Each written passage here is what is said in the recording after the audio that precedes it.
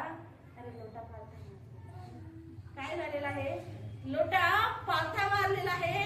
त्याला महाराजांनी लोट्याला असं केलं, लोटा सुईचा केला, त्याच्यात पाणी भरलं. हा इतका खुश झाला, त्याला आनंद झाला की आता मला सोन्याचे लोटा मिळाले.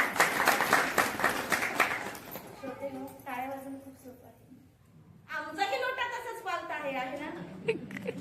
म्हणून आम्ही 8 दिवसाचा संत संघ करतो. सकाळी आध्यात्मिक शाळा ऐकतो. प्रभूंचं जर एवढं प्रेम त्यांच्या गुरूंवर असेल तर खऱ्या अर्थाने मी तेवढं प्रेम करतो का हो? नाही ना करत. श्रोते, तुम्हाला आणि मला हे जग सोडून जायचं आहे. आया है सो जाएगा राजा रंग फकीर, एक सिंहासन एक चढे एक बने जंजीर. हे लक्षात ठेवा की मला तिरडी एकच असणार आहे, मला स्मशानभूमी देखील एकच असणार आहे. हे सगळे ढाय ढाय जे रडताना दिसतात ना, हे सगळे तिथून आल्यावर भाकर खाणार. तो उपाशी राहील. पण तुमच्यावर प्रेम करतात ना, उपाशी राहतील का?